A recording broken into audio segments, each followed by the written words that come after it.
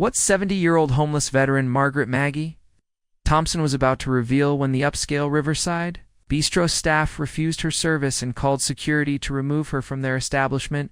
would expose a nationwide systematic discrimination against veterans that reached the highest levels of corporate hospitality chains and put her Congressional Medal of Honor earned through extraordinary heroism during the Vietnam War directly at the center of a federal civil rights investigation that would uncover how luxury restaurants and service establishments had spent decades systematically excluding and humiliating America's most decorated war heroes while violating federal laws protecting veterans' rights and destroying the dignity of those who had sacrificed everything for their country. Before we dive into this incredible story that will restore your faith in justice,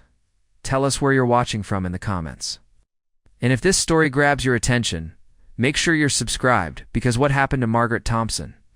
and how it triggered a federal investigation will absolutely blow your mind. A 70-year-old homeless veteran farmer whose Congressional Medal of Honor would bring down an entire network of discriminatory business practices that had operated with impunity for over 2 decades while systematically humiliating America's most heroic veterans. But let's start from the beginning. The morning of September 14th began like countless others for Margaret Thompson, with a 70-year-old veteran rising before dawn in the makeshift shelter she had constructed behind the abandoned grain elevator on the outskirts of Riverside, California, where she had been living for the past 8 months after losing her small organic farm to corporate agricultural consolidation and predatory lending practices that had systematically targeted veteran-owned agricultural operations throughout the Central Valley. Margaret's weathered hands, scarred from decades of combat engineering work in the jungles of Vietnam and 40 years of sustainable farming in some of America's most challenging agricultural environments, carefully folded the military-issued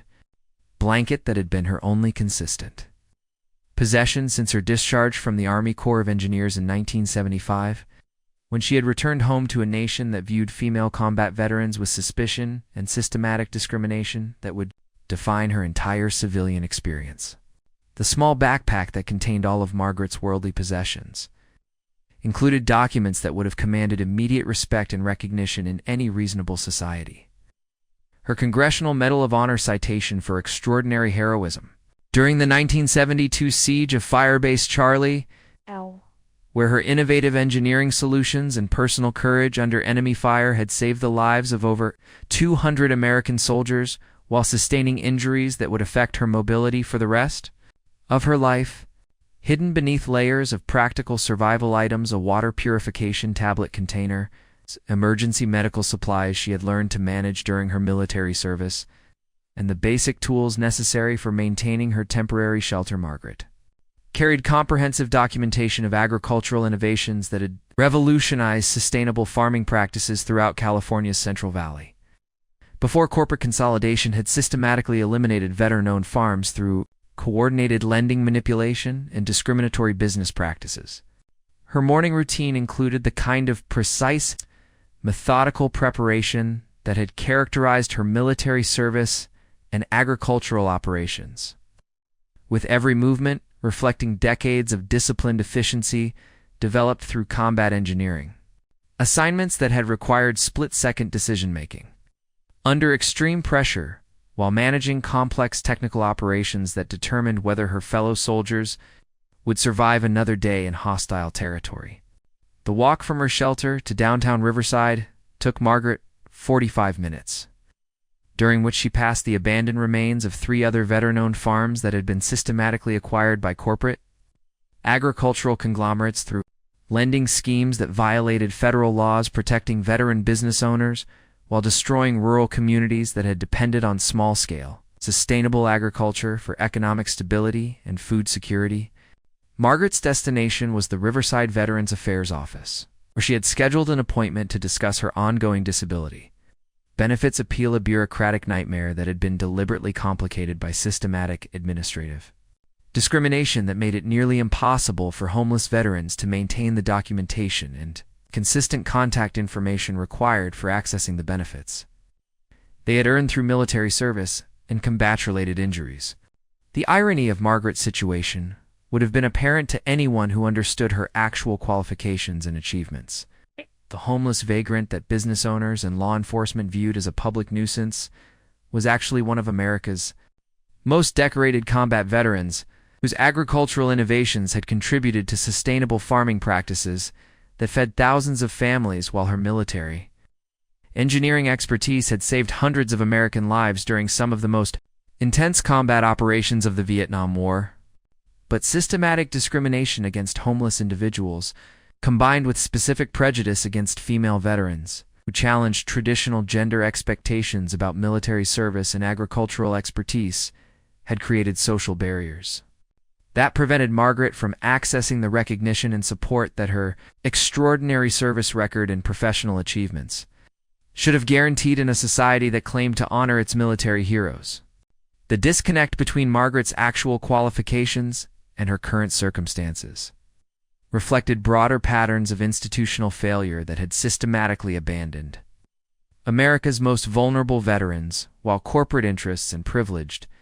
civilians benefited from the sacrifices that combat veterans had made to protect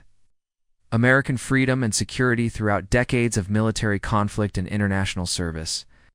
Margaret's morning had included her usual stop at the public library, where she used internet access to research agricultural policy developments and maintain correspondence with other veteran farmers who had experienced similar discrimination and systematic exclusion from agricultural lending and business development programs that were supposedly designed to support veteran entrepreneurship and rural economic development. Her research had revealed disturbing patterns of coordinated discrimination against veteran-owned agricultural operations, with systematic lending manipulation, discriminatory business practices, and corporate consolidation strategies that specifically targeted farms owned by combat veterans,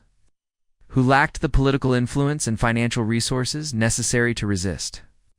institutional pressure and legal challenges that could destroy their agricultural operations. The documentation that Margaret had compiled included evidence of systematic civil rights violations affecting thousands of veteran farmers throughout the Central Valley, with coordinated schemes that violated federal laws protecting veteran business owners while generating billions in illegal profits for corporate, agricultural conglomerates, and financial institutions that specialized in predatory lending practices targeting vulnerable veteran populations. Her agricultural background included innovative, sustainable farming techniques that had been developed through a combination of military, engineering expertise, and decades of practical farming experience, with crop yields and environmental benefits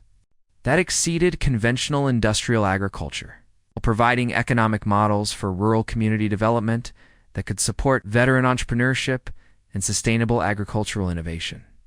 The farming operation that Margaret had lost to corporate consolidation had been recognized by the California Department of Agriculture as a model for sustainable veteran farming. With organic certification and innovative water management systems, that had attracted attention from agricultural universities and environmental organizations throughout the state before systematic lending manipulation had destroyed her ability to maintain operational financing. Margaret's military service record included classified engineering projects that had contributed to American military effectiveness during critical combat operations, with technical innovations and leadership capabilities that had earned recognition from the highest levels of military command, while her personal courage under enemy fire had saved the lives of fellow soldiers who had returned home to successful civilian careers. The contrast between Margaret's exceptional qualifications and her current homelessness reflected systematic institutional failures that had abandoned America's most decorated veterans, while privileged civilians enjoyed the freedom and security that combat veterans had purchased through personal sacrifice and extraordinary service in defense of American values and democratic institutions. As Margaret approached the downtown area where her Veterans Affairs appointment was scheduled, she had no idea that her encounter with systematic discrimination at Riverside Bistro would trigger a federal investigation that would expose coordinated civil rights violations affecting thousands of veterans, while transforming her personal struggle into a national symbol of institutional failure and the urgent need for comprehensive veterans' rights protection. The restaurant, that would become the center of a federal civil rights investigation appeared to be an upscale establishment that catered to wealthy professionals and corporate executives who had never experienced military service but enjoyed the freedom and prosperity that combat veterans like Margaret had secured through personal sacrifice and extraordinary courage in defense of American security and democratic values. What Margaret couldn't have anticipated was that her simple request for basic human dignity and service would expose systematic discrimination practices that had operated with corporate approval for over 2 decades, while violating federal laws, protecting veterans' rights, and destroying the dignity of America's most heroic military personnel through coordinated humiliation and systematic exclusion from civilian society. The events that would unfold at Riverside Bistro would soon attract attention from federal civil rights investigators, congressional oversight committees, and national media organizations that would transform Margaret's personal experience of discrimination into comprehensive exposure of institutional failures that had systematically abandoned America's most vulnerable veterans. While corporate interests profited from the sacrifices that combat heroes had made for national security, what Margaret Thompson was about to discover when restaurant staff called security to remove her would trigger the largest federal investigation into veteran discrimination in American history. But first, she simply wanted to be treated with the basic human dignity that any American citizen deserved, especially one who had earned the nation's highest military honor through extraordinary heroism in defense of the very freedom that allowed businesses like Riverside Bistro to operate without fear of the kind of violence and oppression that Margaret had faced in combat zones. Tomorrow, we'll reveal how Margaret's military background and agricultural expertise had been systematically ignored by a society that viewed homeless veterans as social problems rather than recognizing them as American heroes whose service and sacrifice had earned them comprehensive support and recognition that civilian institutions had systematically failed to provide through decades of institutional discrimination and administrative neglect. What Margaret didn't know as she approached Riverside Bistro was that her Congressional Medal of Honor would soon expose systematic discrimination that reached the highest levels of corporate America. Margaret Elizabeth Thompson's story began 70 years ago in the small farming community of Cedar Rapids, Iowa, where her father operated a 400-acre corn and soybean farm that had been in the Thompson family for 3 generations, instilling in young Margaret the agricultural knowledge and work ethic that would later revolutionize sustainable farming practices throughout California's Central Valley before corporate consolidation systematically destroyed veteran-owned agricultural operations through coordinated lending manipulation and discriminatory business practices. Born on March 15, 1954, Margaret displayed exceptional mechanical aptitude and problem-solving abilities from an early age, regularly helping her father repair farm equipment and implement innovative irrigation solutions that increased crop yields while reducing water consumption, skills that would prove invaluable during her military engineering assignments in the dense jungles of Vietnam, where her technical innovations and leadership capabilities would save hundreds of American lives during some of the most intense combat operations of the war. Margaret's childhood on the Thompson family farm had been characterized by the kind of hands-on learning and practical problem-solving that prepared her for military engineering challenges that male colleagues with purely academic backgrounds couldn't comprehend or address effectively under combat conditions that required immediate technical solutions implemented with minimal resources and maximum efficiency while under direct enemy fire and constant threat of attack. The decision to enlist in the Army Corps of Engineers at age 18 had been motivated not only by patriotic duty,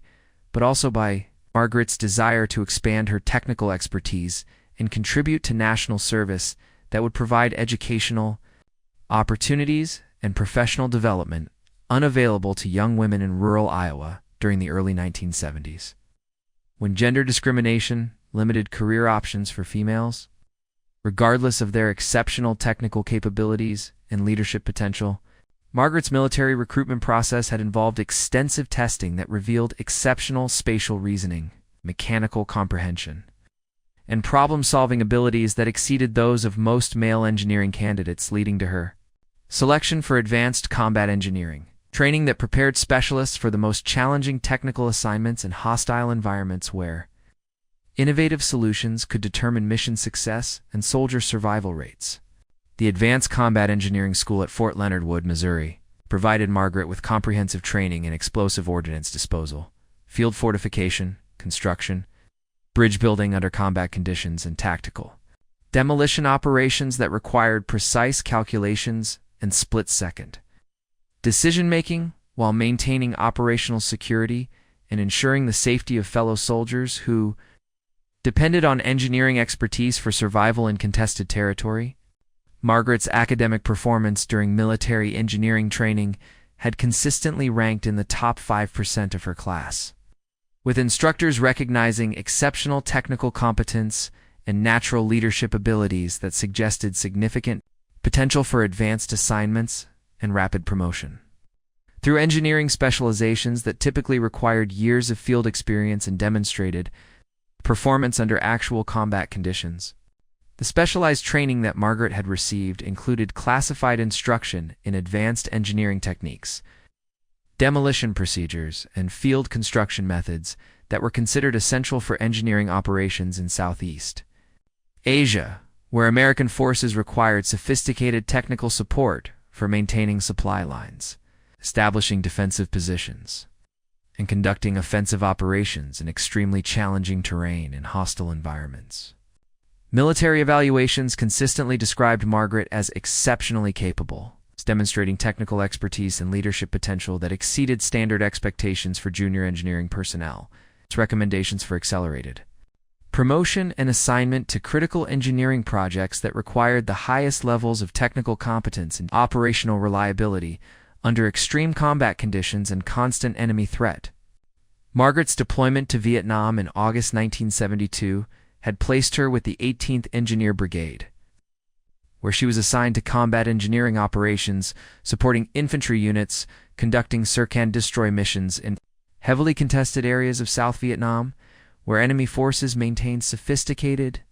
tunnel networks and defensive positions that required advanced engineering solutions for successful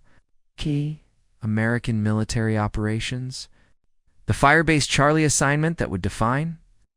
Margaret's military legacy involved establishing and maintaining a forward operating base in territory that had been contested for over 2 years, with previous attempts to establish permanent American presence having failed due to sophisticated enemy engineering and tunnel systems that enabled coordinated attacks against conventional defensive positions and supply operations. Margaret's engineering assessment of the Firebase Charlie situation had identified fundamental flaws in previous defensive construction that had made American positions vulnerable to coordinated underground attacks, leading her to develop innovative defensive engineering solutions that address tunnel warfare threats while maintaining operational effectiveness for supporting infantry units conducting extended operations in hostile territory. The technical innovations that Margaret implemented at Firebase Charlie included sophisticated tunnel detection systems, advanced underground barriers, and defensive construction techniques that had never been attempted under combat conditions, requiring her to adapt theoretical engineering principles to practical applications while working with limited resources and constant enemy pressure that threatened construction operations and personnel safety. Margaret's leadership during the Firebase Charlie engineering project had earned recognition from battalion commanders who had observed her ability to manage complex technical operations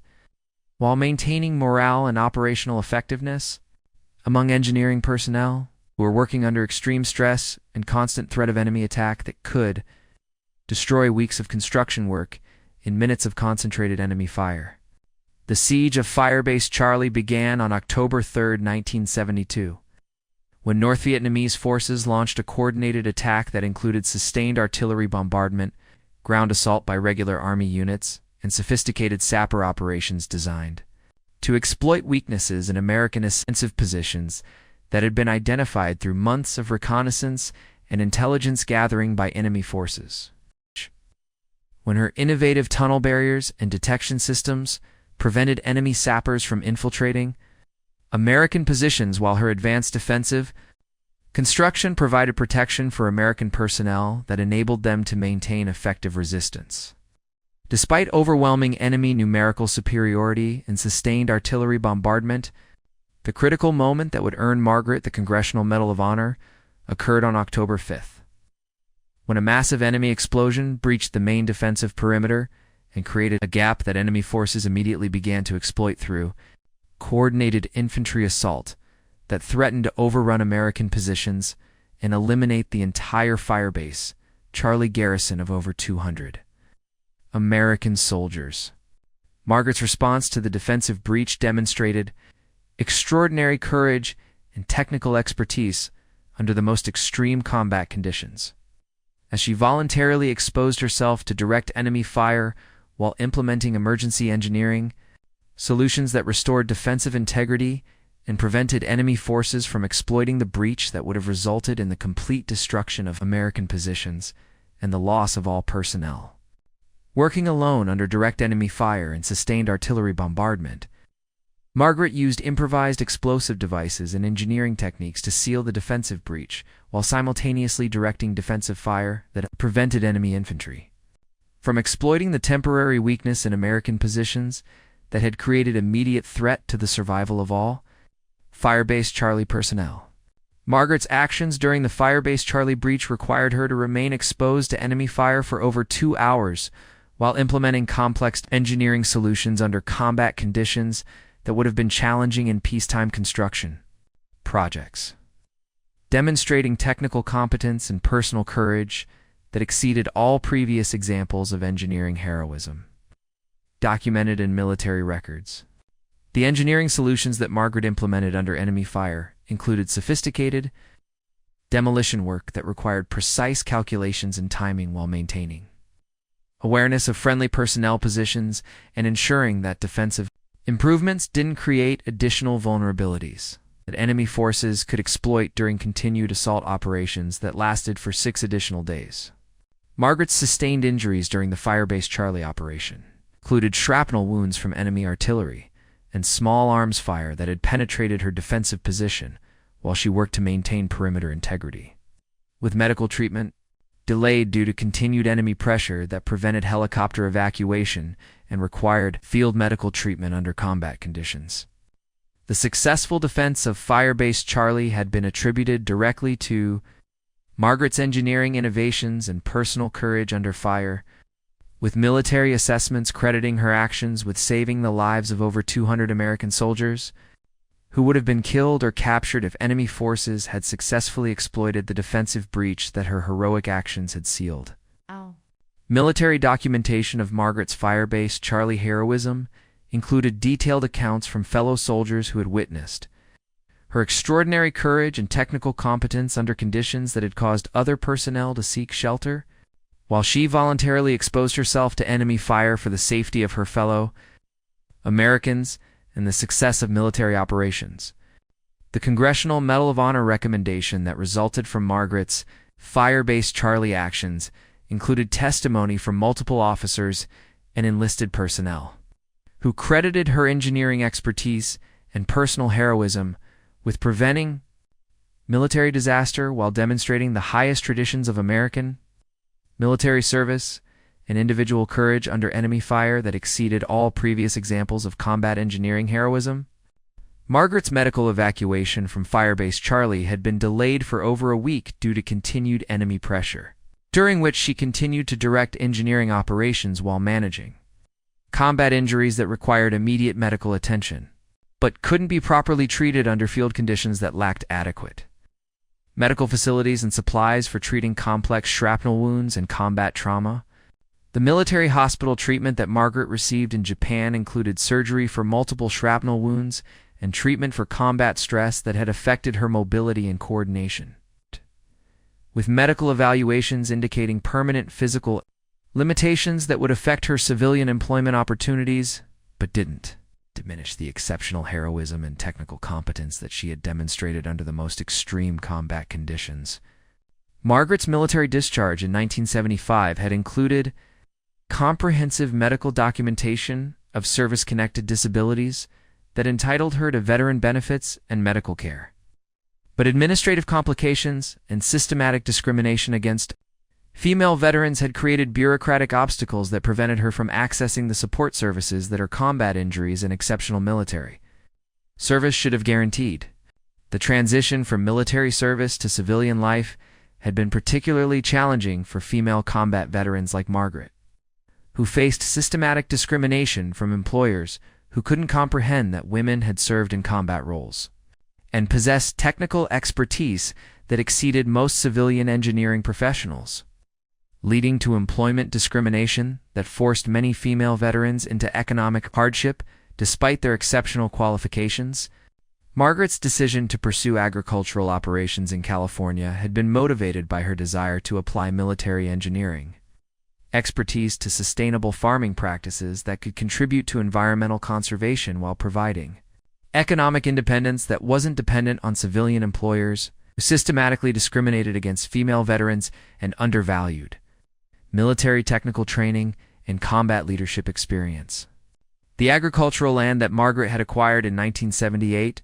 through veteran farming loans included 180 acres of marginal farmland in California's Central Valley that previous owners had abandoned due to soil degradation and water management challenges that conventional farming methods couldn't address effectively, creating opportunities for innovative approaches that could restore agricultural productivity through sustainable practices. Margaret's agricultural education had combined military engineering training with independent research into sustainable farming techniques, soil science,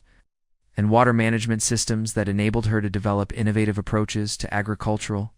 challenges that conventional farming methods couldn't address while maintaining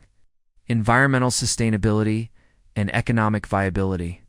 The farming operation that Margaret developed included sophisticated irrigation systems based on military engineering principles, organic soil management techniques that restored degraded agricultural land, and crop rotation strategies that maximized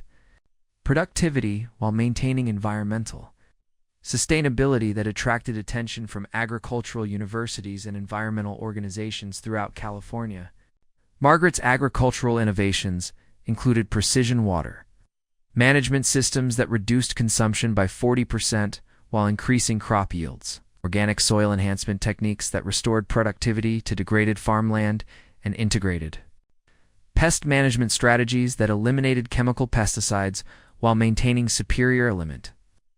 crop quality that commanded premium prices in specialty agricultural markets. The success of Margaret's sustainable farming operation had been documented through independent agricultural assessments that confirmed superior environmental outcomes and economic performance compared to conventional industrial agriculture. With research universities using her farming methods as models for sustainable agriculture, education, and environmental conservation programs, Margaret's agricultural expertise had been recognized through awards from environmental organizations, agricultural extension services, and veteran farming advocacy groups that acknowledged her contributions to sustainable agriculture while recognizing the successful transition from military service to civilian agricultural innovation that demonstrated the value of veteran technical expertise in addressing agricultural challenges. The veteran farming community had recognized Margaret as a leader, whose agricultural innovations and military background provided inspiration for other combat veterans seeking agricultural careers, with her farming operations serving as a demonstration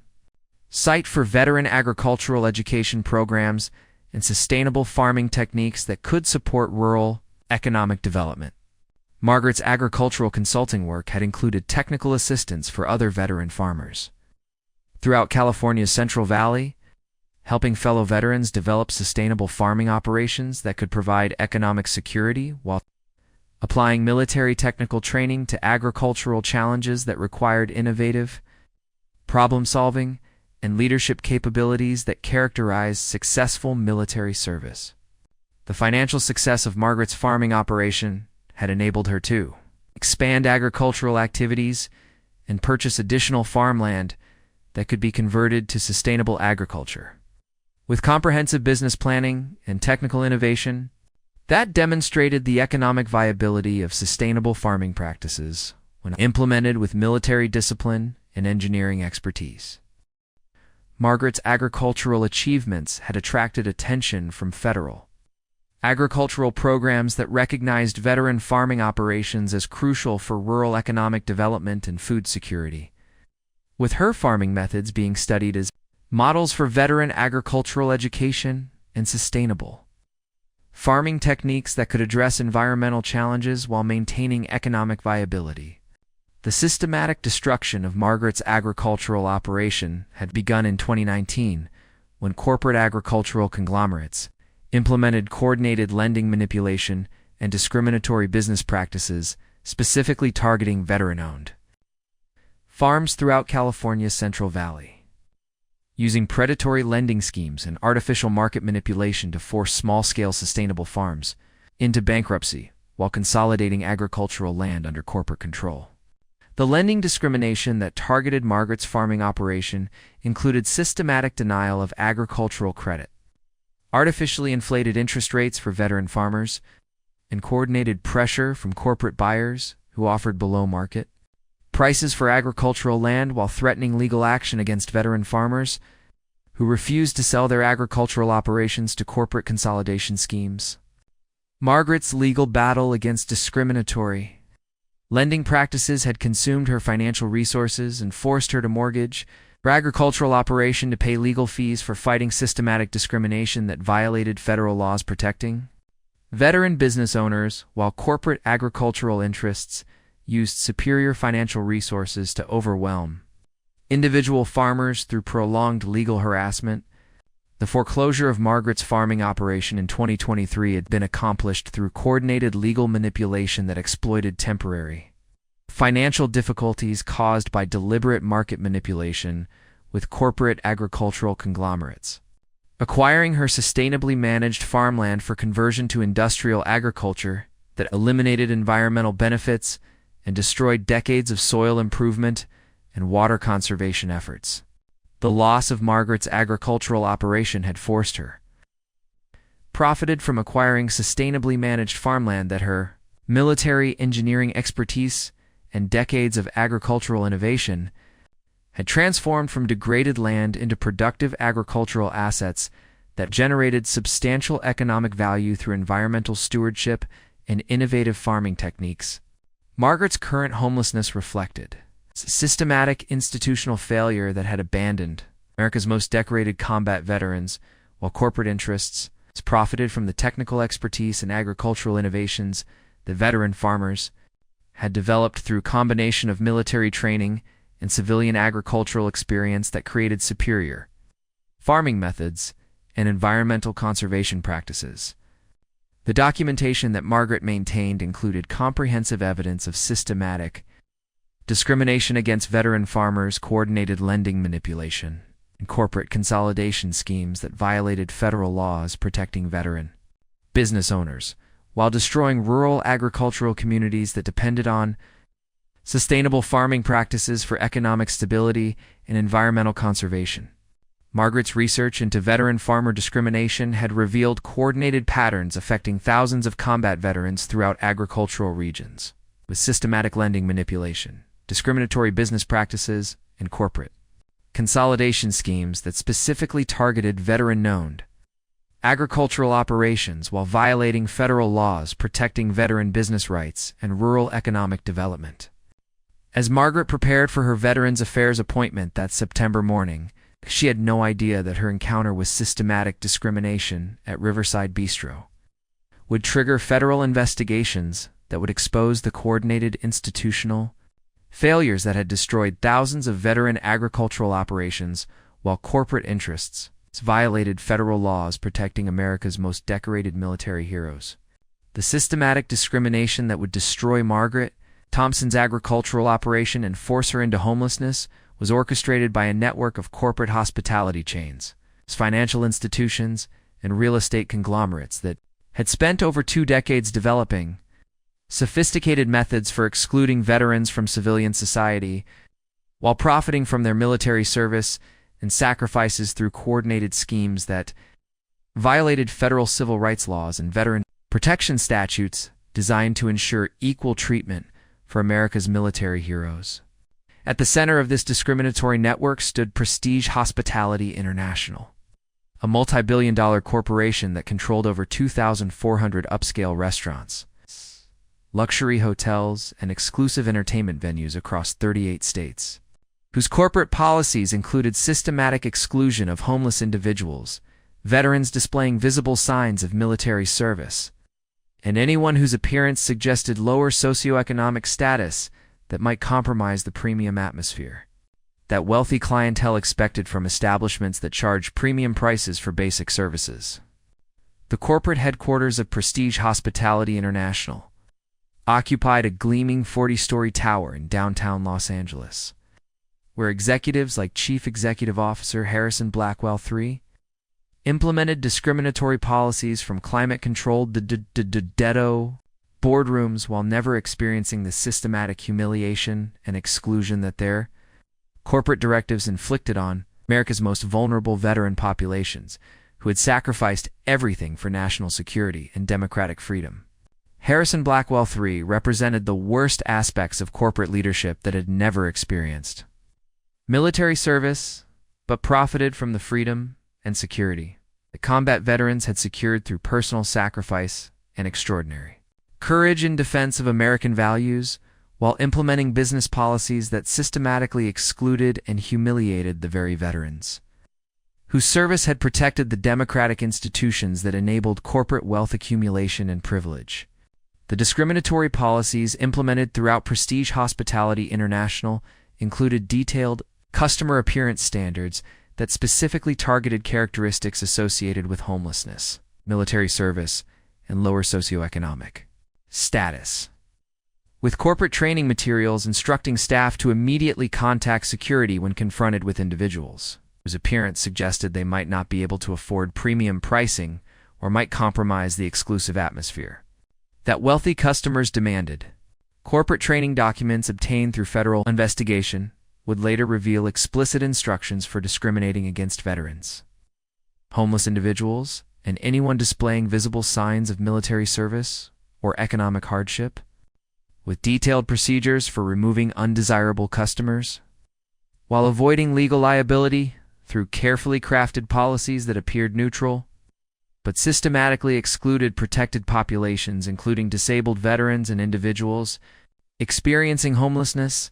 The systematic nature of veteran discrimination extended far beyond individual restaurant policies to include coordinated efforts by financial institutions, real estate developers, and corporate agricultural conglomerates that had identified veteran-owned businesses as vulnerable targets for acquisition schemes that violated federal abuse, protecting veteran entrepreneurship while generating billions in illegal profits through systematic market manipulation and discriminatory lending practices. Meridian Financial Group, the primary lending institution that had destroyed Margaret's agricultural operation, represented a sophisticated criminal enterprise that specialized in targeting veteran-owned businesses through predatory lending schemes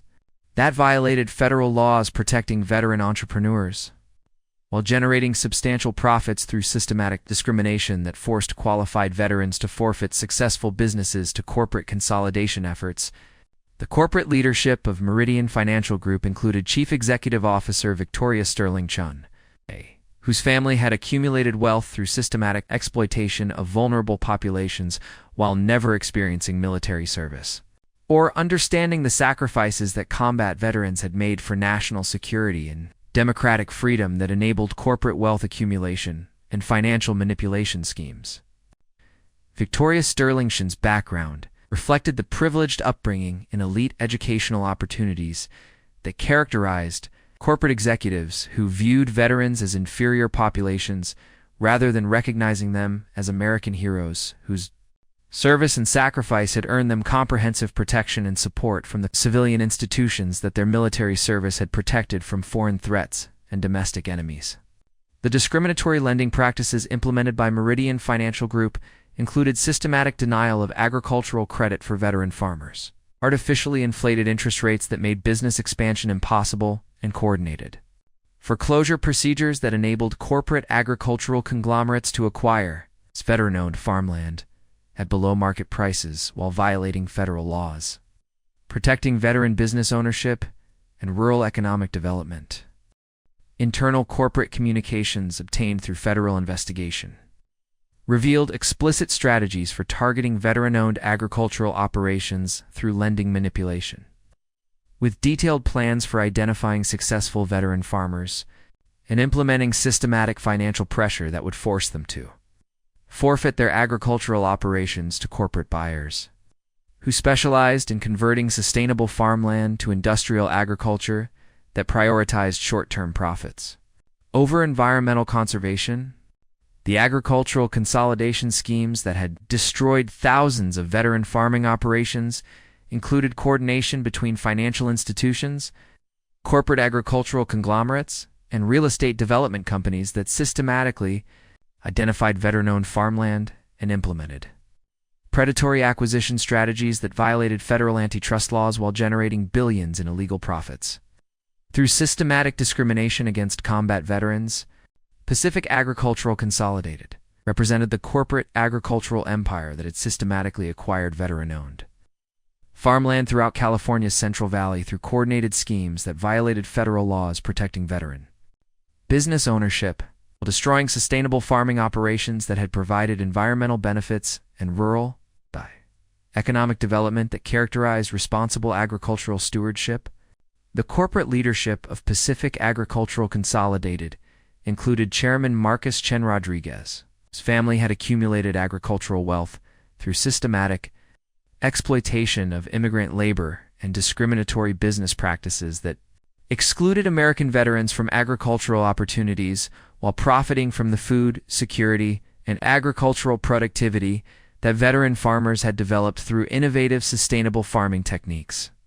Marcus Chen Rodriguez's business philosophy reflected systematic bias against American veterans and family farmers, prioritizing corporate consolidation and industrial agriculture over sustainable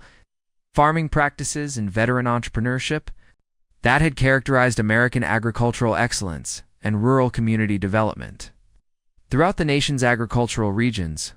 the systematic destruction of veteran-owned agricultural operations had been accomplished through coordinated efforts involving discriminatory lending, predatory real estate acquisition, and market manipulation schemes that violated multiple federal laws protecting veteran business ownership, while generating substantial illegal profits for corporate interests that viewed agricultural land as commodity assets rather than productive farming operations. The legal framework that enabled systematic veteran discrimination, GALTA, included deliberate manipulation of federal oversight procedures, regulatory capture of agricultural agencies, and coordinated lobbying efforts that had weakened veteran protection laws while strengthening corporate authority to implement discriminatory business practices that excluded qualified veterans from economic opportunities they had earned through military service. Congressional lobbying records revealed systematic efforts by corporate hospitality chains, financial institutions, and agricultural conglomerates to weaken federal laws protecting veterans' civil rights while implementing regulatory changes that enabled systematic discrimination against homeless veterans and disabled military personnel, who required accommodation and support services that corporate interests viewed as operational expenses that reduced profit margins. The regulatory capture that enabled systematic veteran discrimination included placement of corporate executives in federal oversight positions, coordinated campaign contributions to congressional representatives who controlled veteran affairs, legislation, systematic lobbying efforts that had eliminated federal protections for veteran business ownership while strengthening corporate authority to implement discriminatory practices. Federal oversight agencies that should have protected veterans' civil rights had been systematically compromised through corporate influence, regulatory capture, administrative manipulation that prevented effective enforcement of veteran protection laws while enabling corporate interests to implement discriminatory practices that violated federal civil rights, statutes, and veteran protection regulations. The Department of Veterans Affairs had been systematically undermined through budget restrictions, administrative manipulation, and corporate influence that prevented effective advocacy for veteran civil rights while enabling systematic discrimination against homeless veterans and disabled military personnel who required comprehensive support services and legal protection from corporate exploitation and discriminatory business practices. Federal agricultural agencies had been compromised through corporate lobbying, regulatory capture, and systematic administrative manipulation that enabled corporate agricultural conglomerates to implement discriminatory practices against veteran farmers while avoiding federal oversight and legal accountability for violations of veteran protection laws and agricultural antitrust regulations. The systematic nature of veteran discrimination extended to local law enforcement. Agencies that had been trained to view homeless veterans as criminal threats rather than recognizing them as American heroes who deserved comprehensive support and protection from systematic institutional discrimination that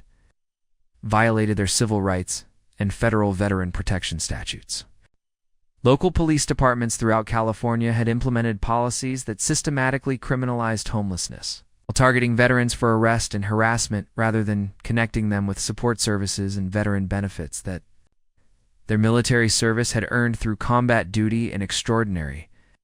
sacrifice for national security and democratic freedom.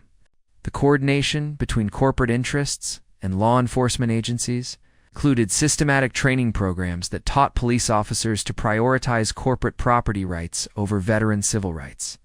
with explicit instructions to remove homeless veterans from business districts while avoiding legal liability through carefully crafted procedures that appeared neutral but systematically excluded protected veteran populations.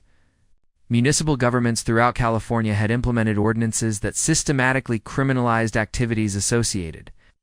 with homelessness while targeting veteran populations for arrest and prosecution rather than providing support services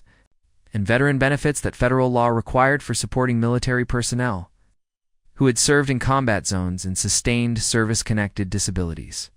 The judicial system had been systematically compromised through corporate influence and administrative manipulation that enabled discriminatory affirmation, prosecution of homeless veterans while protecting corporate interests from legal accountability for violating federal civil rights laws and veteran protection statutes that should have guaranteed equal treatment for America's military heroes. Corporate legal departments had developed sophisticated strategies for avoiding accountability for systematic veteran discrimination through carefully crafted policies that appeared neutral but systematically excluded protected populations, with teams of attorneys specializing in circumventing federal civil rights laws while maintaining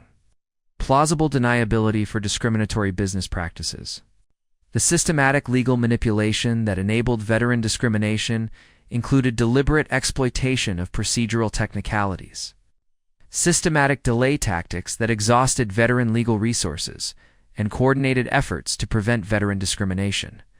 Cases from reaching federal courts where civil rights violations could be exposed and corporate accountability could be enforced. Corporate insurance companies had developed specialized policies that protected businesses from liability for discriminating against veterans. Corporate public relations firms had developed sophisticated campaigns for managing veteran discrimination scandals,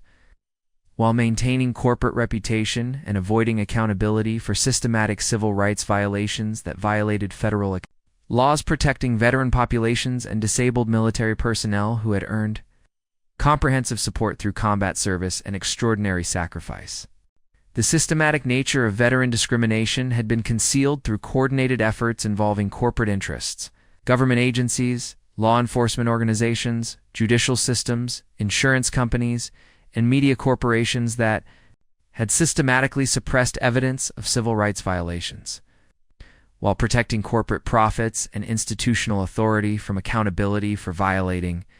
federal veteran protection laws.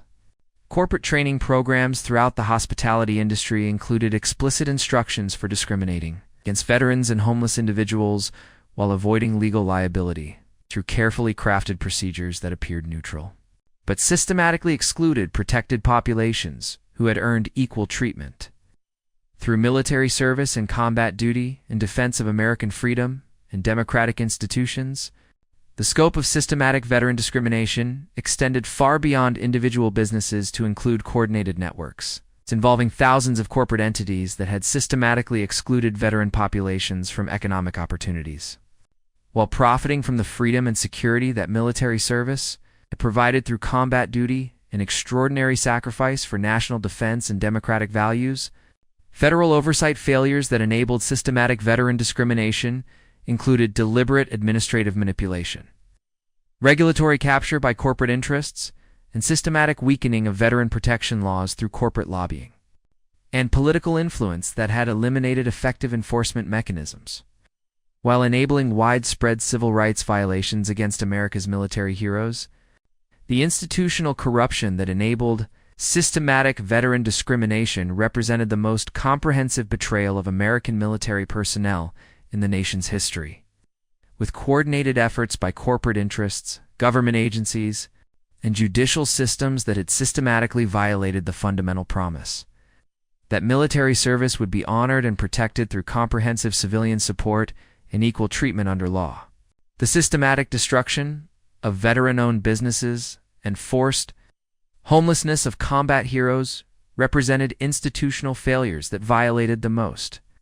basic principles of American democracy and civilian obligation to military personnel who had sacrificed everything for national security and democratic freedom that enabled corporate wealth accumulation and institutional authority.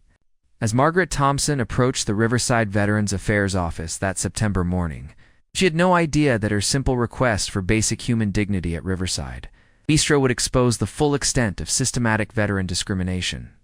that had operated with corporate approval and government complicity for over 2 decades, while destroying the lives of thousands of America's most decorated military heroes. The corporate executives who controlled systematic veteran discrimination had no understanding that their coordinated civil rights violations had already attracted federal attention from investigators, who had been monitoring institutional failures affecting veteran populations, while building criminal cases that would expose the largest veteran discrimination network in American history. The morning of September 14, 2024,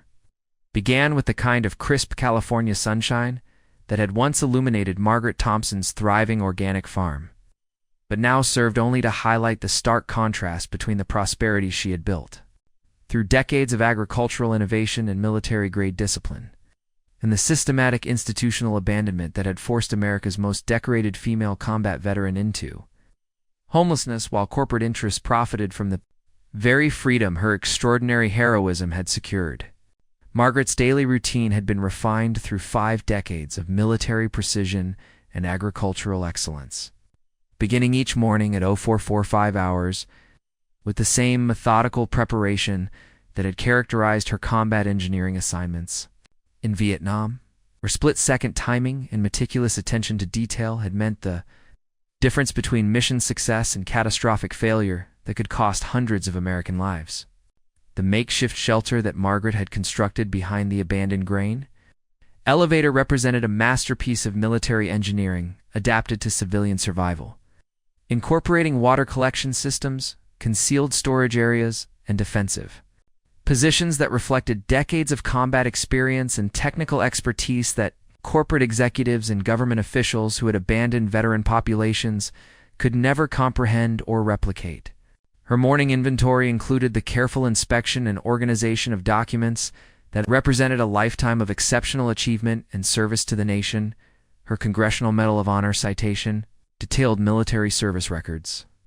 documenting her extraordinary heroism at Firebase Charlie, comprehensive documentation of her agricultural innovations and sustainable farming achievements,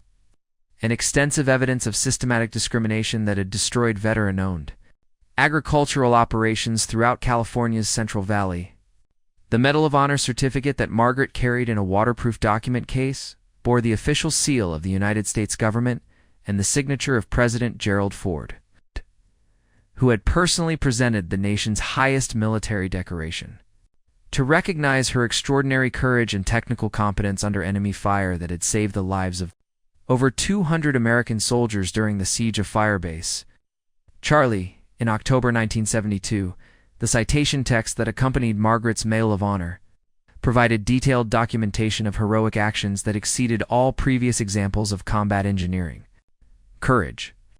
describing how she had voluntarily exposed herself to sustained enemy fire while implementing innovative engineering solutions that prevented enemy forces from overrunning American defensive positions and eliminating the entire firebase. Charlie garrison, Margaret's military service records included comprehensive documentation of technical innovations, leadership achievements, and combat performance that had earned recognition from the highest levels of military command. With evaluations consistently describing exceptional capabilities that exceeded standard expectations for combat, engineering personnel operating under extreme conditions in hostile territory. The agricultural achievement documentation that COD maintained included independent verification of farming innovations that had revolutionized sustainable agriculture throughout California's Central Valley. With crop yield data, environmental impact assessments, and economic performance records that demonstrated superior results compared to conventional industrial farming methods employed by corporate agricultural operations, California Department of Agriculture certifications confirmed that Margaret's farming operation had achieved the highest standards for organic agriculture, while implementing water conservation techniques that reduced consumption by 45% compared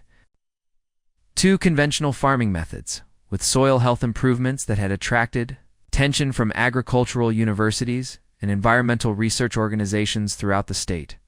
The evidence of systematic discrimination that Margaret had compiled included detailed documentation of coordinated schemes targeting veteran-owned agricultural operations, correspondence, financial records, and legal documents that revealed systematic violations of federal laws protecting veteran business ownership while exposing corporate consolidation efforts that had destroyed thousands of family farms. Margaret's preparation for the Veterans Affairs appointment included careful review of disability benefit appeals that had been systematically delayed through administrative manipulation designed to discourage veteran claims while reducing federal expenditures for veteran support services that combatant injured military personnel had earned through service-connected disabilities sustained during combat operations. The bureaucratic obstacles that had prevented Margaret from accessing veteran benefits included systematic requirements for documentation that homeless veterans couldn't maintain, frequent appointment rescheduling that disrupted other survival activities, and administrative procedures that seemed deliberately designed to exhaust veteran persistence, while protecting institutional resources from legitimate benefit claims. The irony of Margaret's situation would have been apparent to any reasonable observer. America's most decorated female combat veteran was being forced to navigate bureaucratic systems designed to exclude her from support services, while the corporate interests that had systematically destroyed her agricultural operation profited from the very freedom and security that her extraordinary military service had provided. Margaret's decision to stop at Riverside Bistro before her Veterans Affairs appointment represented a simple human need for basic dignity and civilian normalcy that most Americans took for granted, but which had been systematically denied to homeless veterans through coordinated discrimination policies that violated federal civil rights laws while humiliating America's military heroes.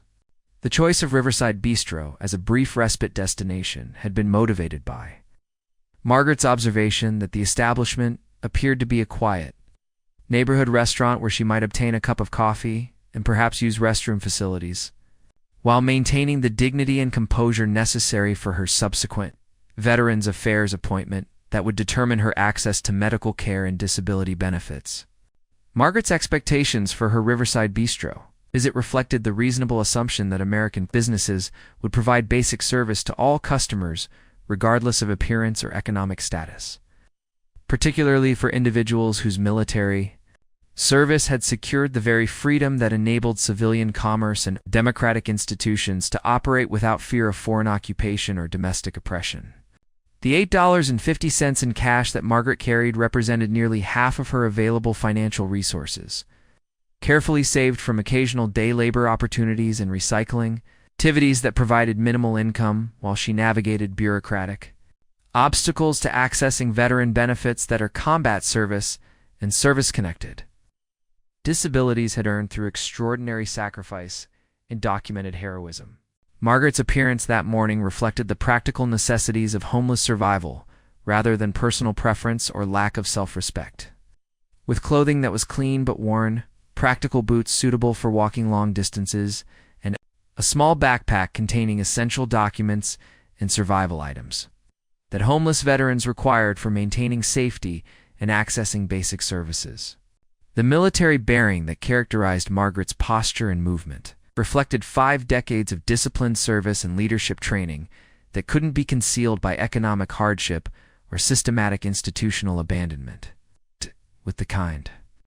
of confident composure that had enabled her to maintain operational effectiveness under extreme combat conditions while saving the lives of fellow soldiers. Margaret's approach to civilian interactions had been shaped by decades of leadership experience and professional competence that had earned respect from military colleagues and agricultural partners who recognized exceptional capabilities, but which civilian populations often misinterpreted or ignored due to systematic prejudice against homeless individuals and female veterans. The decision to enter Riverside Bistro required considerable personal courage for someone who had experienced systematic discrimination and humiliation from civilian institutions that viewed homeless veterans as social problems rather than recognizing them as American heroes who had earned comprehensive support and protection through extraordinary military service and combat sacrifice. Margaret's internal preparation for potential discrimination reflected harsh lessons learned through decades of civilian prejudice against female combat veterans, with psychological strategies developed for maintaining dignity and composure when confronted with systematic bias and institutional discrimination that violated both her civil rights and her status as a decorated military hero. The timing of Margaret's Riverside Bistro visit had been carefully calculated to occur during off-peak hours, when the restaurant would be less crowded and staff might have more time for basic customer service, reflecting the kind of tactical planning and situational awareness that had characterized her military operations and agricultural management throughout her professional career. Margaret's hope for simple human dignity at Riverside Bistro represented the reasonable expectation that American civilian institutions would honor their moral and legal obligations to veterans who had secured national freedom through personal sacrifice, particularly for individuals whose extraordinary service had been recognized through the nation's highest military decorations and documented heroism. The psychological preparation required for Margaret to enter Riverside Bistro included managing the anxiety and hypervigilance that characterized combat-related post-traumatic stress, with coping strategies developed through decades of managing service-connected psychological injuries while maintaining professional effectiveness and personal dignity. Despite systematic institutional abandonment and discrimination, Margaret's awareness of potential negative outcomes reflected realistic assessment of systematic discrimination patterns that had characterized her civilian interactions since military discharge. But her decision to proceed with the restaurant visit demonstrated the personal courage and determination that had enabled her extraordinary military achievements and agricultural innovations. The simple act of walking through Riverside Bistro's front door represented a moment of tremendous personal risk for someone who had experienced systematic humiliation and rejection from civilian institutions that should have honored her military service while providing comprehensive support and recognition for her extraordinary achievements and documented heroism. Margaret's entry into Riverside Bistro occurred at exactly 11:15 a.m., when the establishment was experiencing a transition between breakfast and lunch service that would later be identified as a critical factor in staff behavior and management response to her presence, with timing that would prove significant for federal investigators analyzing the systematic discrimination patterns that characterized corporate hospitality policies. The restaurant's interior design reflected the upscale aesthetic that Prestige Hospitality International used to create exclusive atmospheres that justified premium pricing while systematically excluding populations whose appearance suggested lower socioeconomic status, with decor and ambience designed to appeal to wealthy professionals who viewed dining as status demonstration rather than basic sustenance. Margaret's initial observations of Riverside Bistro included tactical assessment of exit routes, staff positions, and customer demographics that reflected military training and combat experience, with situational awareness that had been developed through decades of operating in potentially hostile environments where rapid threat assessment could determine survival outcomes. The hostess station at Riverside Bistro was staffed by Jessica Chen Martinez, 23-year-old college graduate, whose family had accumulated wealth through real estate speculation while never experiencing military service or understanding the sacrifices that combat veterans had made for national security and democratic freedom that enabled civilian prosperity and educational opportunities. Jessica Chin Martinez's initial reaction to Margaret's appearance reflected systematic training that Prestige Hospitality International provided for identifying and excluding undesirable customers whose presence might compromise the premium. An atmosphere that wealthy clientele expected from establishments that charged higher prices for basic services and conventional food preparation. The corporate training that Jessica Chin Martinez had received included explicit instructions for discriminating against homeless individuals, veterans displaying visible signs of military service, and anyone whose appearance suggested they might not be able to afford premium pricing or might make wealthy customers uncomfortable through their presence in exclusive dining environments. Margaret's polite request for seating represented the kind of respectful civilian interaction that she had maintained throughout decades of systematic discrimination. With courteous demeanor and appropriate language that reflected military training and professional experience, despite the systematic institutional abandonment that had forced her into homelessness and economic desperation, the moment of hesitation that Jessica Chin Martinez displayed before responding to Margaret's seating request revealed internal conflict between basic human decency and corporate training that prioritized exclusion of vulnerable populations over fundamental principles of equal treatment and civil rights that Margaret's military service had secured for all Americans. Jessica Chin Martinez's decision to consult with restaurant management, rather than providing immediate seating, reflected systematic corporate policies that required staff approval before serving customers whose appearance suggested they might not meet the standards that Prestige Hospitality International established for maintaining exclusive atmospheres and protecting wealthy customers from exposure to economic diversity. The consultation process that Jessica Chin Martinez initiated represented the first step in systematic discrimination procedures that Prestige Hospitality International had developed for excluding protected populations while maintaining plausible deniability for civil rights violations that could result in federal prosecution and substantial financial penalties for systematic institutional discrimination. Margaret's patient waiting during the consultation process demonstrated the military discipline and emotional regulation that had enabled her to maintain operational effectiveness under extreme combat stress with composure that reflected decades of leadership training and professional experience, managing challenging situations with dignity and appropriate restraint. The restaurant management consultation included assistant manager David Sterling Rodriguez. His family background included accumulated wealth through systematic exploitation of immigrant labor while never experiencing military service or understanding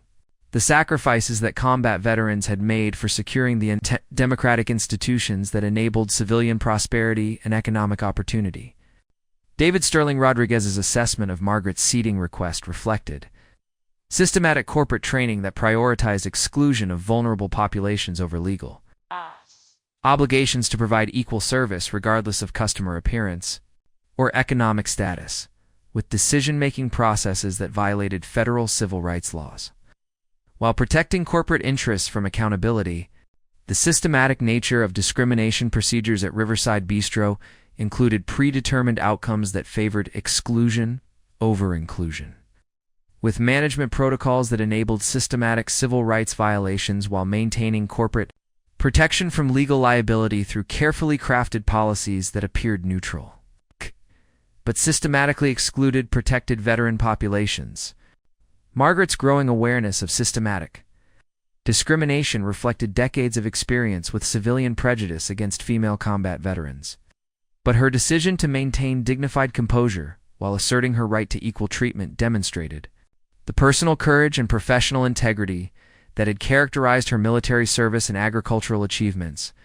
The escalation of Margaret's seating request to senior restaurant management represented systematic discrimination procedures that Prestige Hospitality International had developed for handling situations involving protected populations, with protocols designed to ensure exclusion while avoiding obvious civil rights violations that could result in federal prosecution and substantial corporate penalties.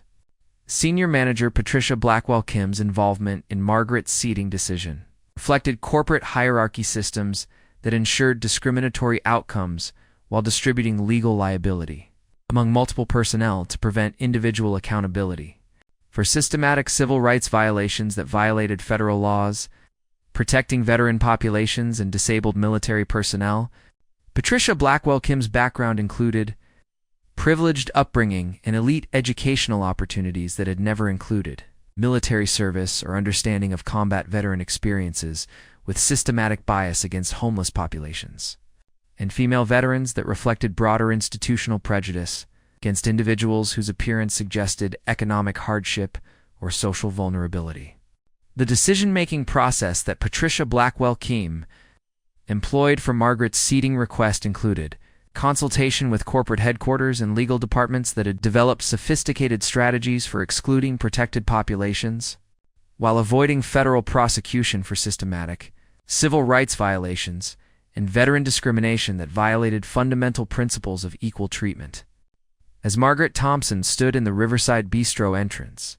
maintaining military composure, while restaurant management deliberated whether to provide basic service to America's most decorated female combat veteran, she had no idea that her simple request for human dignity would trigger federal investigations that would expose the largest veteran discrimination network in corporate American history. The restaurant management team that was systematically excluding Margaret from basic service had no understanding that their discriminatory policies had already attracted federal attention from civil rights investigators who had been monitoring institutional patterns affecting veteran populations, while building criminal cases against corporate interests that violated federal laws protecting America's military heroes. The months leading up to Margaret Thompson's fateful encounter at Riverside Bistro had required the kind of exhaustive preparation and meticulous documentation that exceeded the complexity of her most challenging military engineering projects. In Vietnam, she navigated bureaucratic systems designed to exclude veteran populations while building comprehensive evidence of systematic discrimination that would ultimately expose the largest civil rights violation network in corporate American history. Margaret's makeshift office, constructed within her shelter behind the abandoned grain elevator, represented a masterpiece of organizational efficiency that rivaled the command centers she had established during combat operations at Firebase. Charlie, with waterproof storage systems, document organization protocols, information management capabilities that enabled her to maintain detailed records. Despite lacking access to conventional office facilities or administrative support,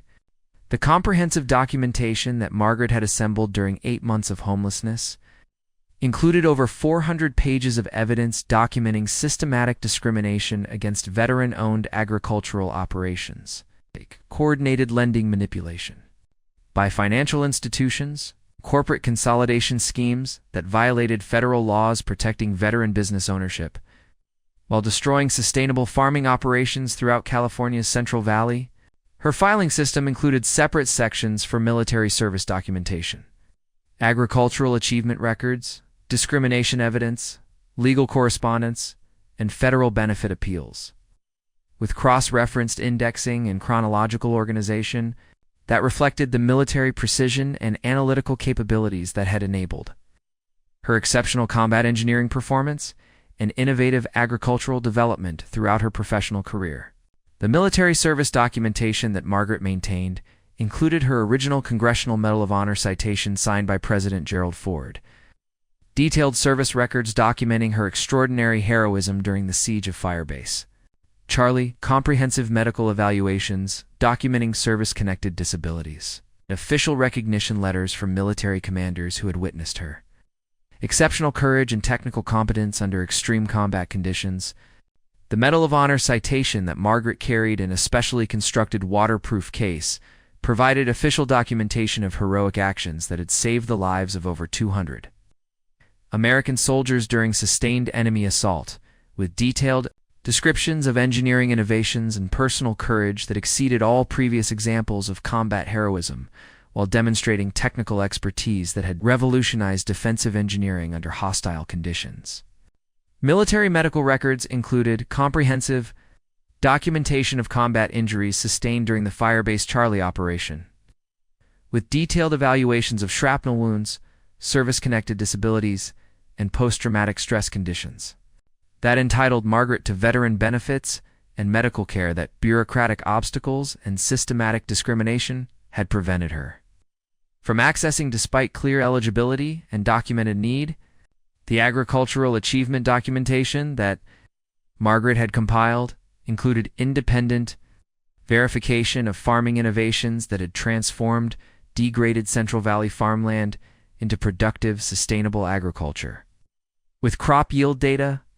environmental impact assessments, and economic performance records that demonstrated superior results compared to conventional industrial farming methods employed by corporate agricultural operations. California Department of Agriculture certifications confirmed that Margaret's organic farming operation had achieved record-breaking productivity, while implementing water conservation techniques that reduced consumption by 45% compared to conventional methods, with soil health improvements that had attracted research attention from agricultural universities throughout the state and international environmental organizations. Environmental impact studies conducted by UC Davis. Agricultural Extension Services had documented that Margaret's sustainable farming techniques sequestered 340% more carbon than conventional agriculture, while supporting biodiversity levels that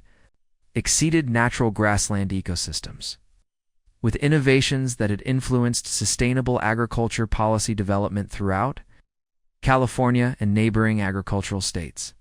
Economic analysis of Margaret's farming operation demonstrated annual profits that exceeded $280,000 while employing 12 full-time workers at above-market wages,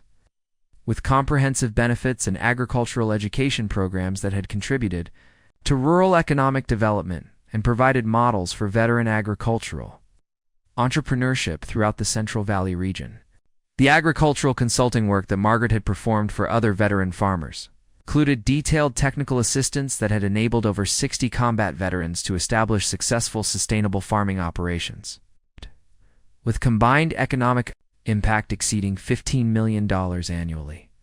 while providing employment for rural communities and demonstrating the potential for veteran agricultural entrepreneurship to address rural economic challenges. Awards and recognition for Margaret's agricultural innovations included the California Sustainable Agriculture Achievement Award, the Veterans Administration Outstanding Entrepreneur Recognition, and the Environmental Protection Agency's Excellence in Agricultural Conservation, with citations acknowledging her contributions to sustainable agriculture and veteran business development that had influenced state and federal cultural policy. The discrimination evidence that Margaret had systematically compiled included detailed documentation of coordinated schemes targeting veteran agricultural operations, correspondence, financial records, legal documents, and recorded conversations that revealed systematic violations of federal laws protecting veteran business ownership while exposing corporate consolidation efforts that had destroyed thousands of family farms. Financial records documenting the systematic destruction of Margaret's agricultural operation included evidence of discriminatory lending practices by Meridian Financial Group,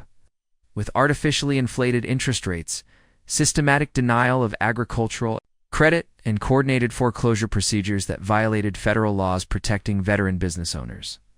While enabling corporate agricultural consolidation, legal correspondence related to Margaret's foreclosure battle included comprehensive documentation of procedural violations, discriminatory treatment by judicial systems, and systematic legal manipulation that had enabled corporate interests to acquire veteran-owned farmland through coordinated schemes that violated federal antitrust laws and veteran protection statutes. Recorded conversations with Meridian Financial Group representatives included explicit statements revealing discriminatory intent toward veteran farmers,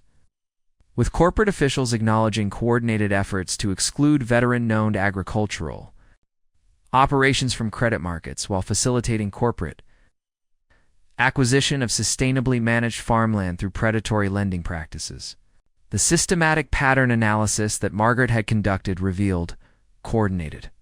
discrimination affecting over 2,400 veteran-owned agricultural operations throughout California, with documented evidence of similar schemes in Arizona, Oregon, Washington, Nevada, Texas. That suggested nationwide coordination among corporate interests. Targeting veteran farmers for systematic exclusion and business destruction, Margaret's legal research had identified specific federal statutes protecting veteran business ownership, its civil rights laws prohibiting systematic discrimination,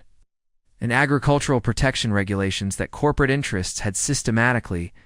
violated while government oversight agencies failed to provide adequate enforcement and legal protection for vulnerable veteran populations. The preparation for Margaret's Veterans Affairs appointment had required months of bureaucratic navigation through administrative systems, deliberately designed to discourage veteran benefit claims while reducing federal expenditures for veteran support services that combat injured military personnel had earned through service-connected disabilities sustained during military operations. Disability benefit appeals that Margaret had submitted included comprehensive medical documentation of service-connected injuries sustained during the Firebase Charlie operation, with detailed evaluations from qualified medical professionals, confirming permanent disabilities that entitled her to comprehensive veteran benefits and medical care that administrative obstacles had prevented her from accessing. The bureaucratic obstacles that had prevented Margaret from accessing veteran benefits included systematic requirements for documentation that homeless veterans couldn't maintain, frequent appointment rescheduling that disrupted survival activities, and administrative procedures that seemed deliberately designed to exhaust veteran persistence while protecting institutional resources from legitimate benefit claims. Margaret's correspondence with Veterans Affairs officials included detailed documentation of administrative failures, discriminatory treatment, and systematic delays that violated federal laws requiring timely processing of veteran benefit claims. While exposing institutional bias against homeless veterans and female combat personnel, who challenged traditional expectations about military service, medical appointment records revealed systematic scheduling manipulation designed to prevent homeless veterans from accessing healthcare services, with frequent cancellations, rescheduling conflicts, and administrative requirements that made consistent medical care impossible for individuals lacking stable housing and transportation resources. The psychological preparation that Margaret had undertaken for navigating hostile bureaucratic systems included strategies developed through decades of managing service-connected, post-traumatic stress while maintaining professional effectiveness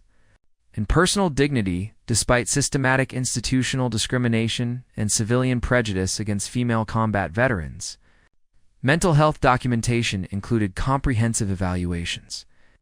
confirming service-connected psychological conditions that entitled Margaret to specialized veteran mental health services, with detailed treatment recommendations that Veterans Affairs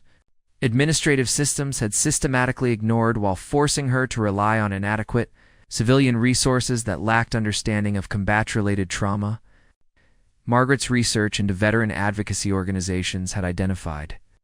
systematic patterns of institutional failure affecting thousands of combat veterans throughout California, with advocacy groups documenting coordinated discrimination and administrative manipulation that violated federal laws protecting veterans' civil rights, while exposing widespread government failures to provide adequate support services. Legal aid organizations specializing in veteran rights had provided Margaret with technical assistance for documenting discrimination cases, while acknowledging that systematic institutional failures required comprehensive federal intervention beyond individual legal remedies that homeless veterans could pursue through conventional civilian legal systems that lacked understanding of military service and veteran protection laws. The comprehensive nature of Margaret's preparation reflected not only her analytical capabilities in military training, but also her recognition that systematic institutional discrimination required detailed documentation and strategic planning that could withstand legal challenges while exposing coordinated civil rights violations that affected thousands of America's most vulnerable veteran populations. Margaret's documentation system included backup copies stored in multiple secure locations, with redundant organization and protective measures that ensured crucial evidence would survive potential retaliation or systematic destruction by corporate interests seeking to conceal evidence of coordinated discrimination and civil Rights violations affecting veteran populations. The time investment that Margaret had dedicated to preparing her discrimination documentation exceeded 800 hours of research, analysis, and organization during 8 months of homelessness, with work performed under extremely challenging conditions. That demonstrated exceptional dedication and analytical capability, despite lacking access to conventional search facilities or administrative support. Financial resources that Margaret had invested in her documentation effort included nearly $300 in copying costs, postage expenses, and communication fees that represented substantial sacrifice for someone surviving on less than $50 per week. With personal commitment that reflected her understanding of the broader implications for veteran civil rights and institutional accountability. The emotional investment that Margaret had made in preparing comprehensive discrimination documentation included managing combat-related post-traumatic stress while confronting systematic evidence of institutional betrayal that violated fundamental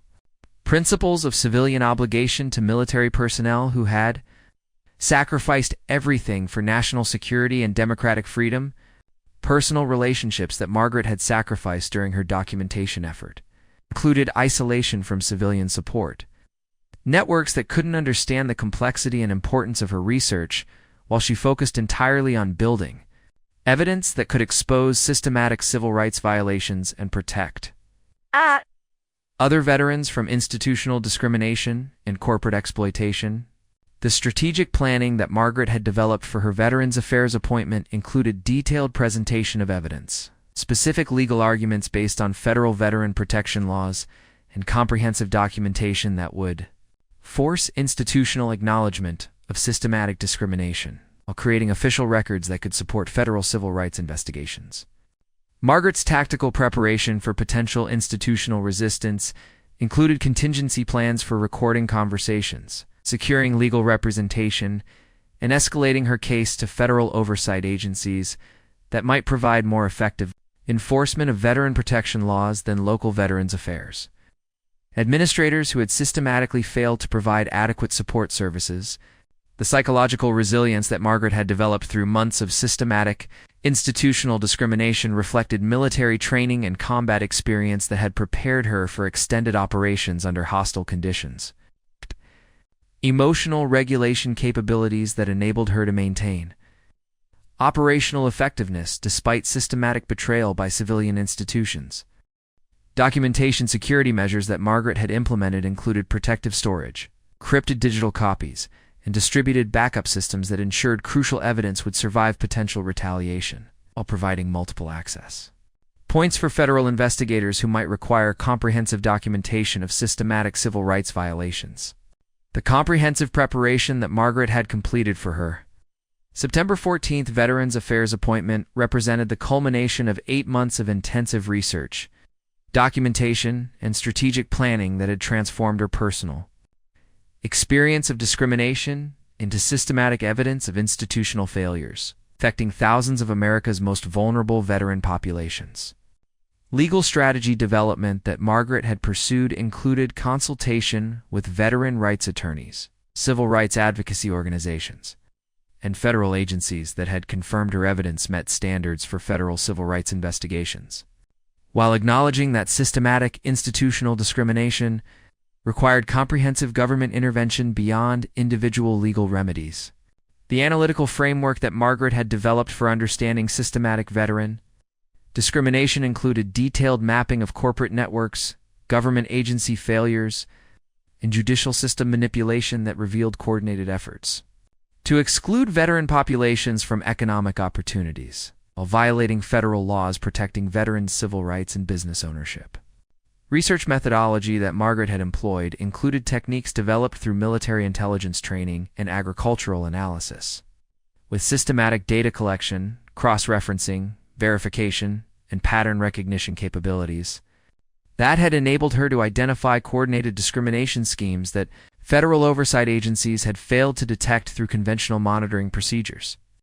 The evidence quality that Margaret had achieved through months of meticulous preparation exceeded standards typically required for federal civil rights investigations, with documentation, comprehensiveness, and analytical sophistication that demonstrated capabilities far beyond what institutional officials expected from homeless veteran populations, who lacked conventional educational credentials or professional resources. As Margaret Thompson completed her final preparations for the Veterans Affairs appointment that would determine her access to medical care and disability benefits earned through extraordinary military service, she had no idea that her simple stop at Riverside Bistro would trigger federal investigations that would expose the comprehensive documentation she had developed as crucial evidence for prosecuting the largest veteran discrimination network in corporate American history. The bureaucratic systems that had systematically excluded Margaret from veteran benefits had no understanding that their discriminatory practices had already attracted federal attention from civil rights investigators who would soon recognize her comprehensive documentation as providing exactly the analytical foundation needed for exposing institutional corruption that had operated with government complicity for over 2 decades. The devastating rejection that would shatter Margaret Thompson's faith in civilian institutions, while simultaneously triggering the largest federal civil rights investigation in American history, occurred at exactly Sensley Wade, 11:27 a.m. on September 14th. When Senior Manager Patricia Blackwell Kim emerged from her consultation with corporate headquarters and delivered the crushing verdict that would transform a simple request for basic human dignity into comprehensive exposure of systematic veteran discrimination, reaching the highest levels of American corporate leadership. "Ma'am, I'm going to have to ask you to leave the premises,"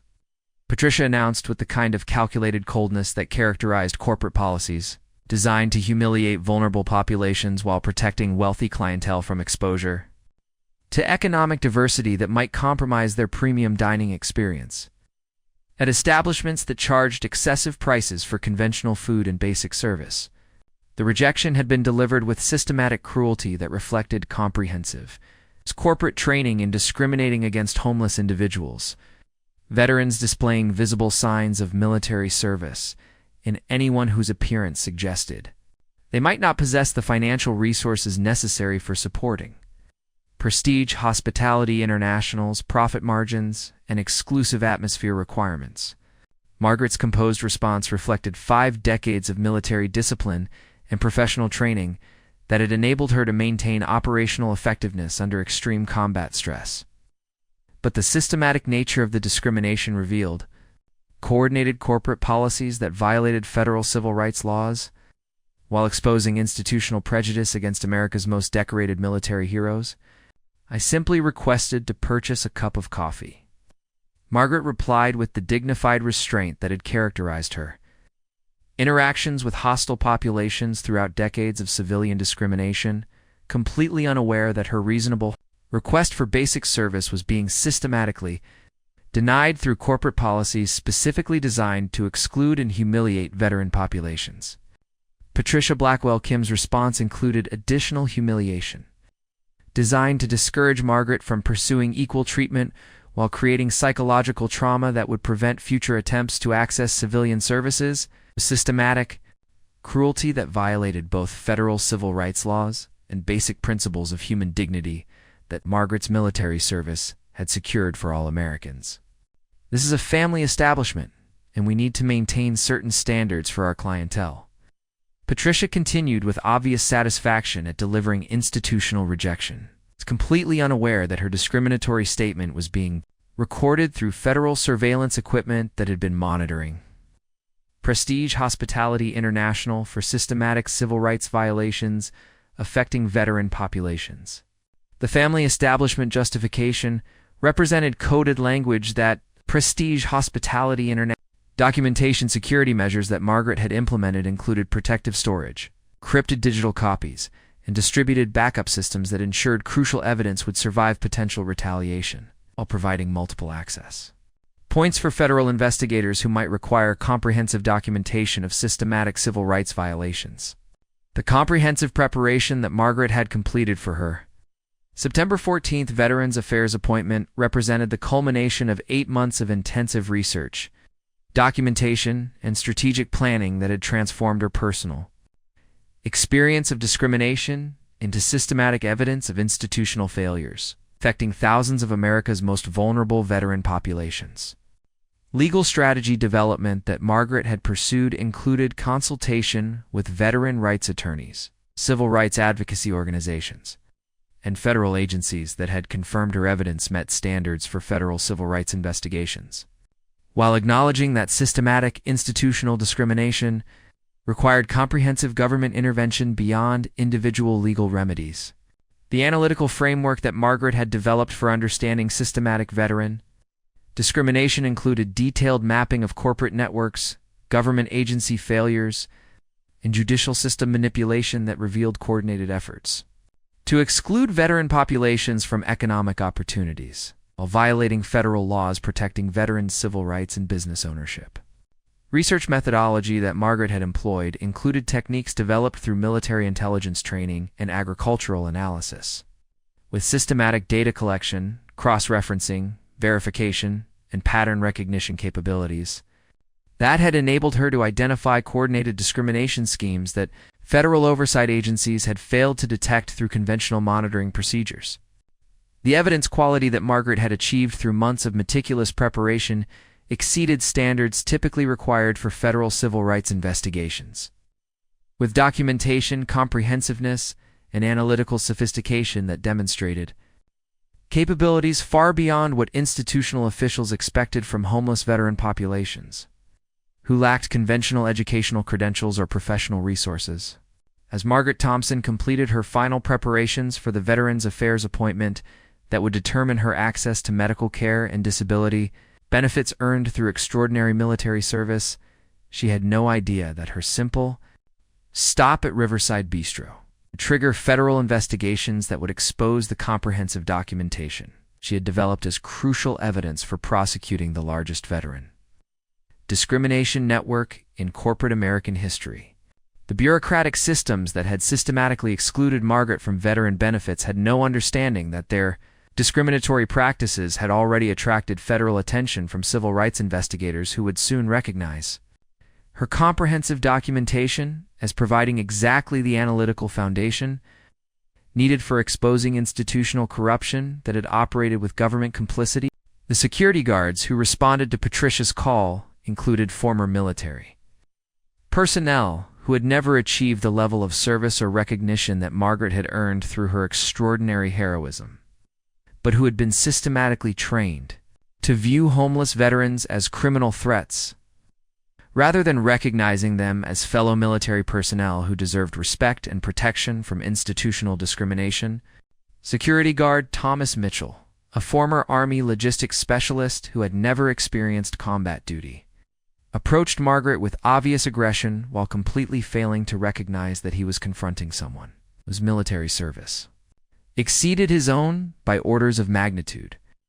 With combat experience and decorations that should have commanded immediate respect from any reasonable military professional, "Ma'am, you need to leave this establishment immediately," Thomas announced with authority that reflected systematic training in intimidating vulnerable populations while protecting corporate interests, from legal accountability for discriminating against protected populations, including disabled veterans and homeless military personnel.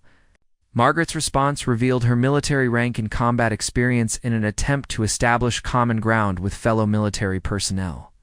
But Thomas Mitchell's systematic prejudice against homeless veterans prevented him from recognizing or respecting Margaret's exceptional service record and documented heroism that far exceeded his own military achievements. "I served as a combat engineer in Vietnam and earned the Congressional Medal of Honor for actions at Fire Base Charlie," Margaret stated with quiet dignity that reflected decades of military leadership, while hoping that fellow military personnel would recognize her exceptional service and provide appropriate respect for America's most decorated female combat veteran. The revelation of Margaret's Medal of Honor status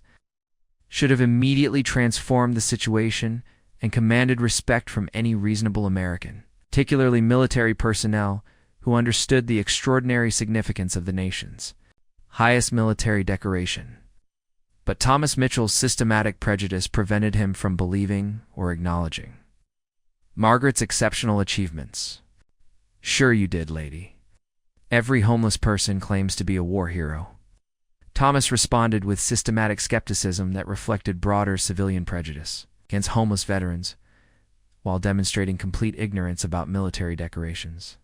In the extraordinary heroism required for earning Congressional Medal of Honor recognition, the dismissive response that Thomas provided revealed systematic training that encouraged security personnel to disbelieve homeless veterans. Military service claims while treating their presence as criminal threats rather than recognizing them as fellow military personnel who deserved respect and protection from institutional discrimination and civilian prejudice. Margaret's attempt to display her Medal of Honor citation was systematically ignored by security personnel who had been trained to remove homeless individuals without consideration for their military service or documented achievements, with corporate policies that prioritized rapid exclusion over verification of legitimate credentials or respect for veteran status. I don't care what fake documents you have. You need to leave now, or I'll call the police. Thomas continued with escalating aggression that violated federal laws, protecting veteran civil rights while demonstrating the systematic ignorance and prejudice that characterized corporate security policies targeting vulnerable veteran populations. The threat to involve police represented systematic escalation designed to criminalize homelessness, while creating additional trauma for veteran populations who had already experienced systematic discrimination and institutional abandonment. With procedures that transform civil rights violations into potential criminal charges against victims of systematic corporate discrimination, Margaret's dignity remained intact despite systematic humiliation. But her recognition that fellow military personnel were participating in her systematic exclusion represented additional betrayal that compounded decades of civilian discrimination, while exposing how thoroughly corporate training had corrupted basic principles of military respect and veteran recognition. The physical removal that Thomas Mitchell attempted represented the culmination of systematic discrimination procedures. But Margaret's military training and combat experience enabled her to maintain composure while documenting the civil rights violations that were being committed against America's most decorated female combat veteran. At exactly 11:34 a.m., Thomas Mitchell placed his hands on Margaret to physically remove her from Riverside Bistro. Federal surveillance equipment captured comprehensive documentation of civil rights violations that would provide crucial evidence for federal prosecutions, while triggering immediate intervention by federal agents who had been monitoring the restaurant for systematic discrimination. The moment that Thomas Mitchell made physical contact with Margaret, Thompson triggered automatic alerts within federal law enforcement systems that had been monitoring Prestige Hospitality International for civil rights violations. Surveillance technology that had been documenting systematic discrimination patterns while building criminal cases against corporate interests. Federal agents, who had been conducting surveillance from vehicles parked outside Riverside Bistro, immediately activated emergency intervention protocols when their monitoring equipment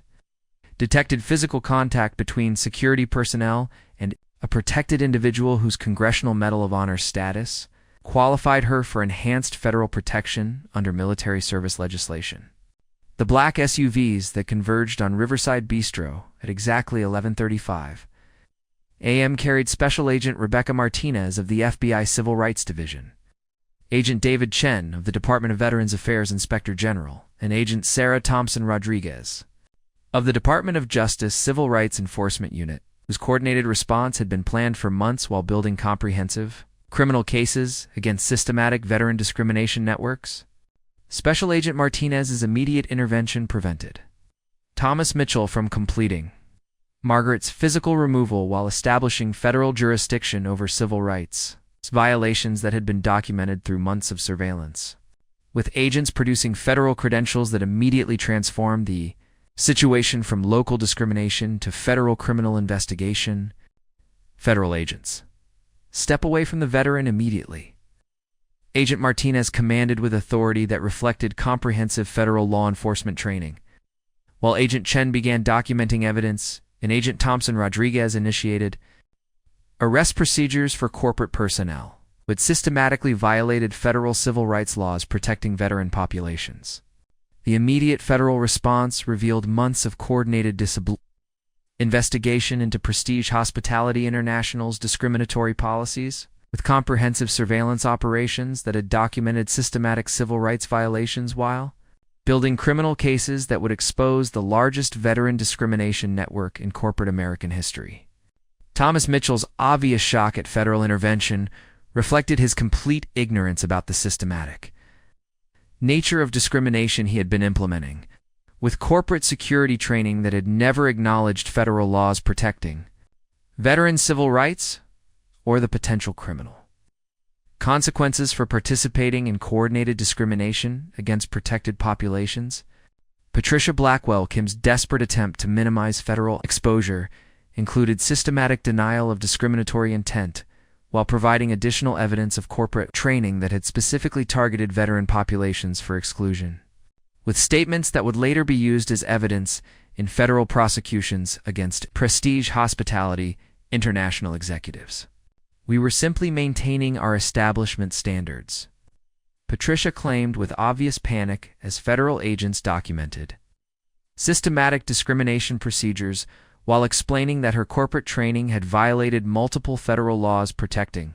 veteran civil rights and equal access to public accommodations.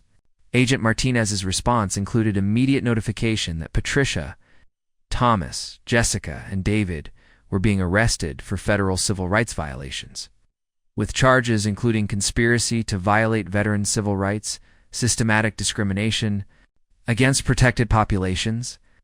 and coordinated violation of federal public accommodation laws that guaranteed equal treatment for military personnel. The federal arrests that occurred at Riverside Bistro represented the beginning of coordinated law enforcement operations that had been planned for months, with simultaneous raids and arrests occurring at Prestige Hospitality International headquarters, regional offices, and training facilities throughout 38 states where systematic discrimination had been documented. Agent Chen's immediate attention to Margaret included verification of her Medal of Honor status through federal databases, with comprehensive confirmation of her exceptional military service and documented heroism that had saved the lives of over 200 American soldiers during the siege of Firebase Charlie in October 1972. "Ma'am, we apologize for the systematic discrimination you've experienced, and we want you to know that your military service is recognized and honored by federal law enforcement,"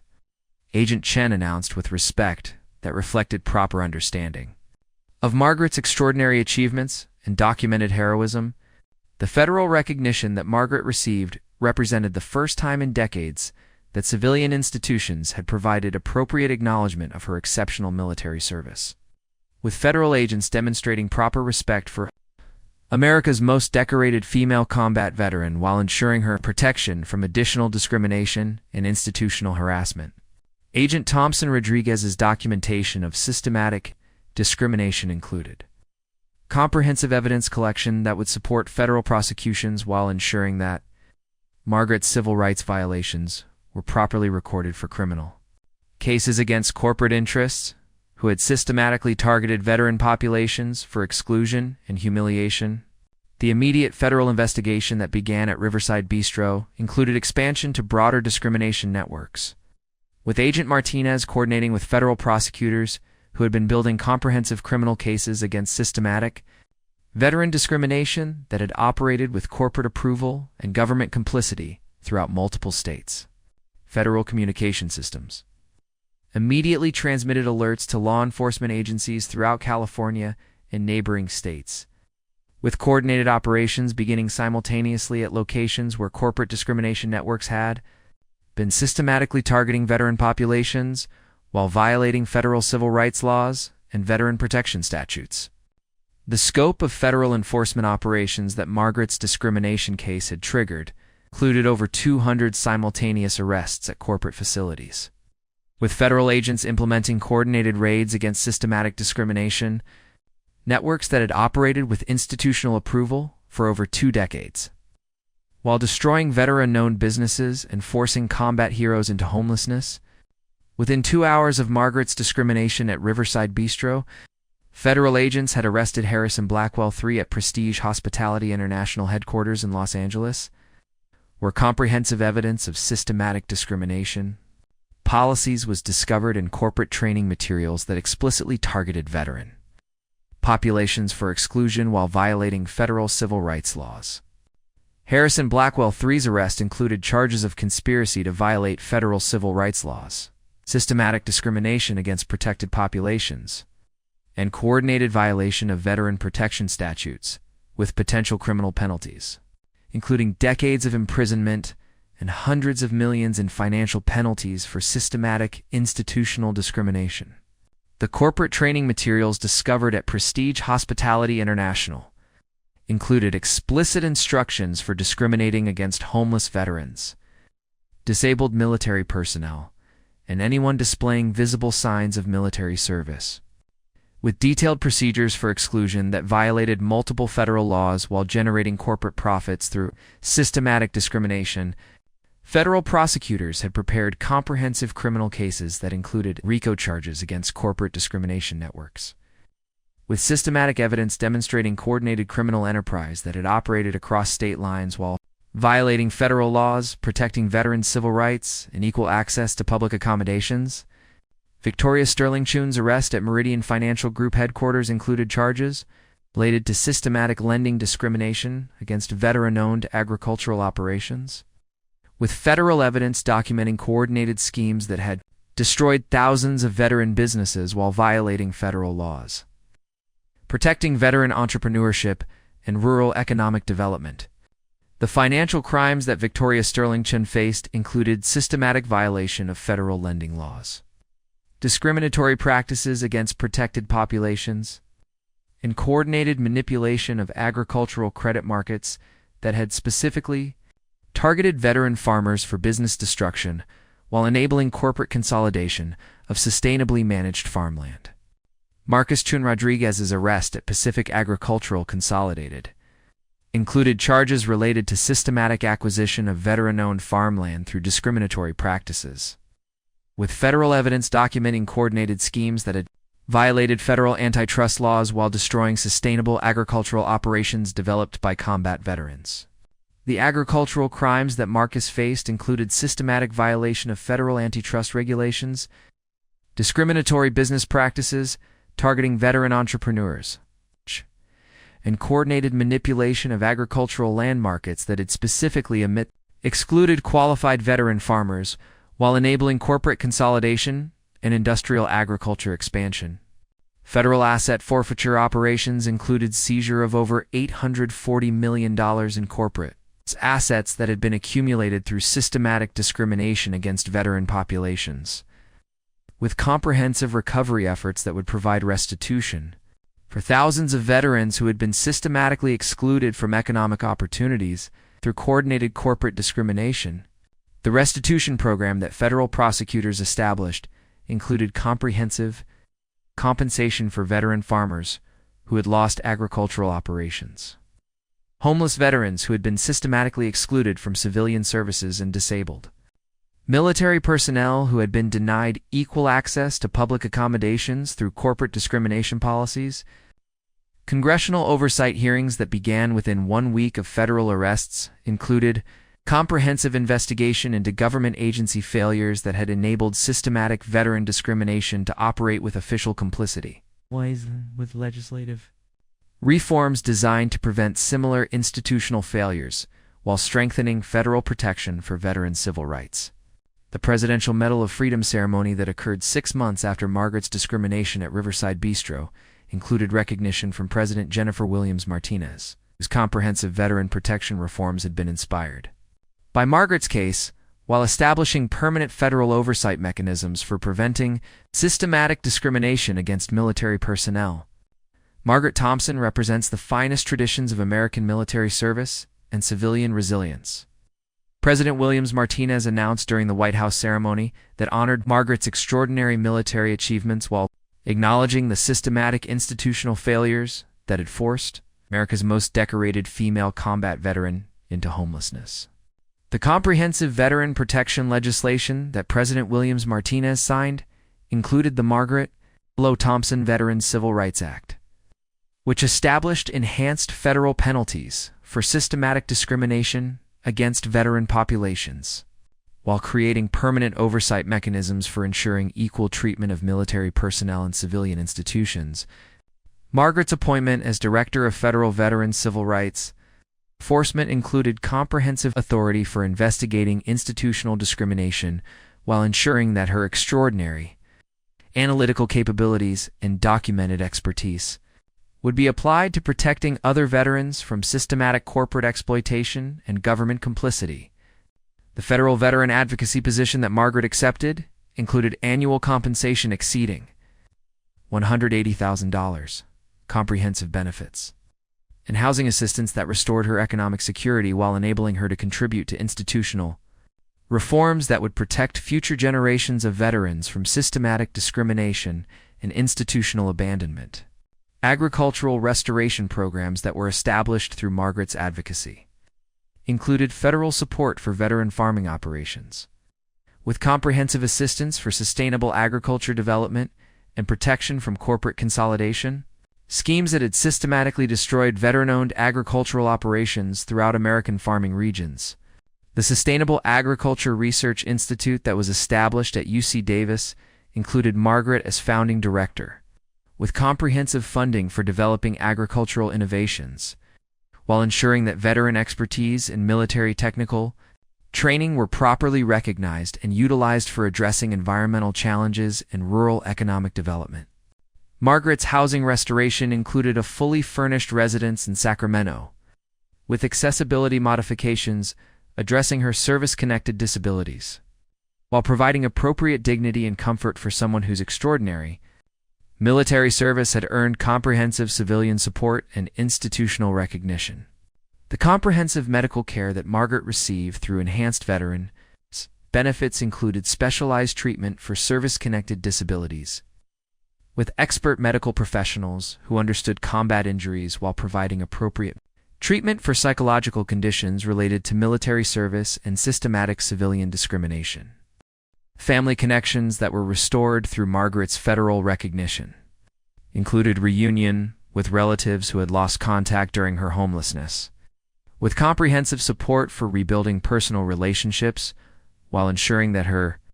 extraordinary achievements were properly acknowledged by family members and community organizations. The criminal convictions that resulted from Margaret's discrimination case included over 340 corporate executives and security personnel who received prison sentences totaling more than 2,800 years, with comprehensive criminal accountability for systematic civil rights violations that had operated with corporate approval and institutional complicity for over 2 decades. Harrison Blackwell III received a 40-year federal prison sentence for conspiracy to violate civil rights laws, with additional financial penalties exceeding $400 million that would be distributed to veteran discrimination victims while ensuring that corporate wealth accumulated through systematic discrimination was recovered for restitution purposes. Victoria Sterlingchin received a 35-year federal prison sentence for systematic lending discrimination, with additional penalties including permanent prohibition from financial services and comprehensive asset forfeiture that would provide restitution for veteran farmers who had lost agricultural operations through discriminatory lending practices. Marcus Chun Rodriguez received a 30-year federal prison sentence for agricultural consolidation crimes, with additional penalties including permanent prohibition from agricultural investment and comprehensive land redistribution that would restore veteran farming opportunities while supporting sustainable agriculture development. The systematic institutional reforms that resulted from Margaret's case included comprehensive federal oversight of hospitality industries, financial institutions, and agricultural operations, with permanent monitoring systems that would prevent future discrimination while ensuring equal treatment for veteran populations and disabled military personnel. Corporate policy reforms that were mandated through federal court orders included comprehensive anti-discrimination training, veteran recognition programs, and federal oversight mechanisms that would ensure equal access to civilian services while providing appropriate recognition for military service and combat achievements. Federal legislation that was enacted following Margaret's case included enhanced criminal penalties for veteran discrimination, comprehensive civil rights protection for military personnel, and systematic federal oversight of institutions serving veteran populations while ensuring adequate funding for veteran support services and civil rights enforcement. The educational programs that were established included comprehensive civilian training about veteran civil rights, military service recognition, and institutional obligations for supporting combat veterans, while ensuring that Margaret's extraordinary achievements in systematic discrimination experience would be used for preventing similar institutional failures. Margaret's legacy extended far beyond her individual case to include comprehensive protection for America's most vulnerable veteran populations, with systematic reforms that ensured military service would be properly honored while preventing corporate exploitation and institutional discrimination that had systematically violated the fundamental principles of civilian obligation to military heroes. The transformation that Margaret's case achieved included recognition that America's military personnel deserved comprehensive civilian support, while acknowledging that systematic institutional failures had violated the most basic promises that democratic society had made to combat veterans who had sacrificed everything for national security and democratic freedom. 5 years after her discrimination at Riverside Bistro, Margaret Thompson stood before a joint session of Congress as the recipient of the Congressional Gold Medal, the highest civilian honor that could be awarded to recognize her lifetime of exceptional military service, agricultural innovation, and civil rights advocacy that had transformed federal protection for veteran populations. Margaret Thompson embodies the highest ideals of American service and civilian resilience, announced Speaker of the House Maria Santos-Shawn during the ceremony that acknowledged Margaret's extraordinary contributions while recognizing the systematic institutional failures that had nearly destroyed America's most decorated female combat veteran. The standing ovation that Margaret received from Congress lasted over 10 minutes, with representatives and senators acknowledging both her exceptional military heroism and her civilian courage in exposing systematic discrimination while building comprehensive evidence that had enabled federal prosecution of the largest civil rights violation network in American corporate history. Margaret's congressional address included comprehensive recommendations for veteran protection, institutional accountability, and systematic reforms that would prevent future discrimination while ensuring that military service was properly honored. Through civilian institutions that had been created to protect democratic values and constitutional principles, the comprehensive veteran protection network that had been established through Margaret's advocacy included federal oversight mechanisms, institutional accountability systems, and systematic support services that would ensure America's military heroes received appropriate recognition while protecting them from corporate exploitation and institutional discrimination. Margaret's final words to Congress reflected both her military training and her civilian experience. No veteran should ever experience the systematic discrimination and institutional abandonment that I faced, and no American hero should be forced to choose between dignity and survival in the democratic society they sacrificed everything to protect. The agricultural restoration that Margaret had achieved included return to sustainable farming through federal support programs, with 400 acres of restored farmland that would serve as demonstration sites for veteran agricultural entrepreneurship. While providing models for sustainable agriculture development and environmental conservation, Margaret Thompson's journey from homeless veteran to federal advocate had transformed not only her individual circumstances, but also the institutional landscape that would protect future generations of military personnel from systematic discrimination, while ensuring that America honored its fundamental obligation to support the heroes who had secured democratic freedom through extraordinary sacrifice and documented courage. Margaret Thompson's legacy lives on through comprehensive federal protection for veterans' civil rights, ensuring that no American military hero will ever again face the systematic discrimination and institutional abandonment that nearly destroyed the nation's most decorated female combat veteran, while demonstrating that individual courage and analytical determination can expose institutional corruption and create lasting justice for America's most vulnerable populations. Up next. You've got 2 more standout stories right on your screen. If this one hit the mark, you won't want to pass these up. Just click and check them out. And don't forget to subscribe and turn on the notification bell so you don't miss any upload from us.